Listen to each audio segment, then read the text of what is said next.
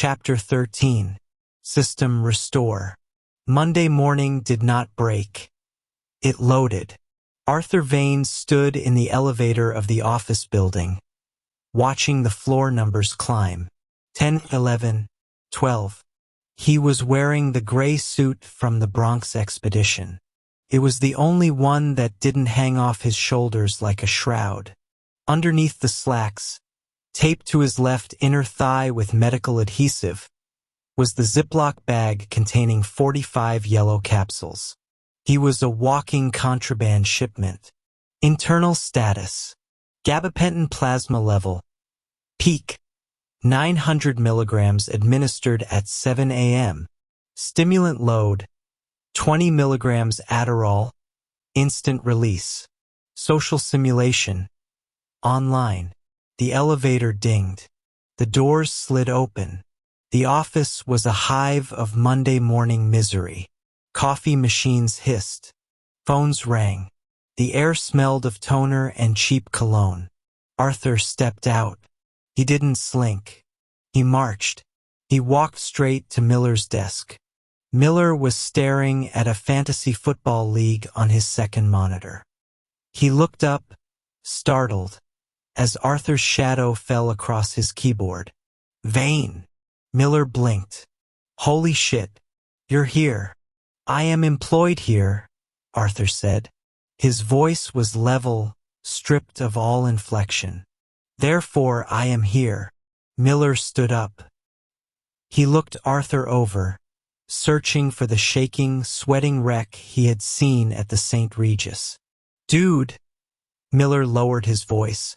Friday night. That was intense. Thorne was asking if you were epileptic. It was a histaminergic reaction, Arthur lied. He had spent Sunday night memorizing the symptoms of severe shellfish allergies. Anaphylaxis induces hypoxia. The brain was starved of oxygen for approximately 90 seconds before the epinephrine kicked in. It mimics a stroke. Miller's eyes glazed over. So, the scallop thing? The scallop thing, Arthur confirmed. It's resolved. My neurologist cleared me for duty. Right? Neurologist. Okay. Miller sat back down, relieved to have a box to put the chaos in. Well, look, Thorne is still weirded out. You need to keep your head down today. Just code. Don't talk to anyone. Let the work do the talking. The work always speaks, Arthur said. He turned and walked to his glass fishbowl. He sat down. He arranged his station. Keyboard. Mouse. Monitor 1. Monitor 2. He didn't open protocol_beta.xlsx. He didn't open supply_chain.xlsx. Those were private operations. He opened the client architecture. He began to type. The Adderall made his fingers feel like independent pistons. The gabapentin kept his body completely still. He didn't blink. He didn't shift his weight. He was a statue that typed at 110 words per minute. For 3 hours, he was perfect. He was the machine Miller wanted him to be. At 11:30 a.m., the door to his office opened. Arthur didn't jump. The drugs suppressed the startle reflex. He finished the line of code, a complex join command, and swiveled his chair slowly. It was Elena. She wasn't smiling. She was holding a tablet against her chest like a shield.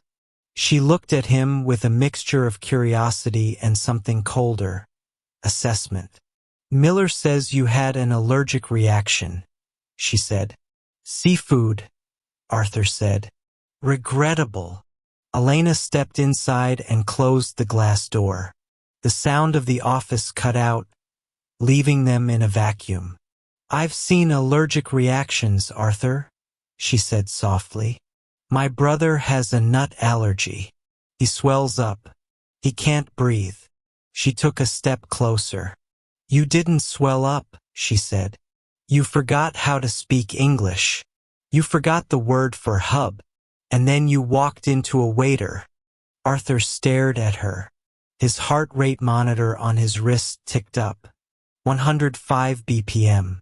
The gabapentin masked the physical sensation of the fear, but the data was there. She suspected. Countermeasure required, his mind flashed. Divert and reframe. It was a drop in blood pressure caused by the histamine spike, Arthur said, keeping his voice smooth, hypnotic. Cerebral hypoperfusion. It causes transient aphasia. You sound like a textbook, Elena said. I read a lot of textbooks. She studied him. She looked at the hollows of his cheeks. She looked at the unnatural stillness of his hands on the armrests. You're brilliant, Arthur, she said. The work you did on the migration is genius. Thorne knows it. I know it. She leaned down, placing her hands on his desk. She was close enough that he could smell her vanilla perfume again. It didn't smell like oxygen anymore. It smelled like danger. But you're burning, she whispered. I can see it. You're running hot. If you crash again, if you embarrass Thorne again, I can't protect you. Arthur looked at her hands. Manicured. Perfect. I won't crash, Arthur said. The variables have been adjusted. Variables, she repeated, shaking her head. You talk about yourself like you're code.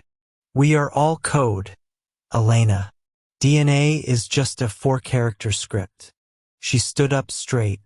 She looked disappointed, or maybe frightened. Just eat some lunch, Arthur. Real food, not whatever you're running on. She turned and left. Arthur watched her walk away. He waited until she was gone. Then he slid his hand under the desk. He touched the tape on his thigh through the fabric of his trousers. The Ziploc bag crinkled softly. Inventory check, 45 units. He was safe, but Elena's eyes had rattled him. She was observant. She was a variable he couldn't control with a spreadsheet. He turned back to his monitors. The code was waiting, but as he reached for the keyboard, a new notification popped up on his personal email, the one he used for the supply chain research. It was an automated alert from a forum he had subscribed to, bluelight.org. Topic: FDA warning on gabapentinoids. Content: New York State tightening PMP monitoring for gabapentin. Pharmacies required to flag early refills starting next month. Arthur froze. Next month. The supply chain was tightening. The window was closing. The urgent care loop in the Bronx would only work once or twice before the system flagged him. He looked at the reflection of his own face in the dark monitor. The gaunt cheeks, the dilated pupils. He needed a dedicated source. He needed a doctor who didn't care about the PMP. He needed a Candyman. Arthur minimized the code. He opened a new incognito window. He typed, Pain Management Clinics. Cash only. Brooklyn. The project wasn't over. It was just entering phase 2.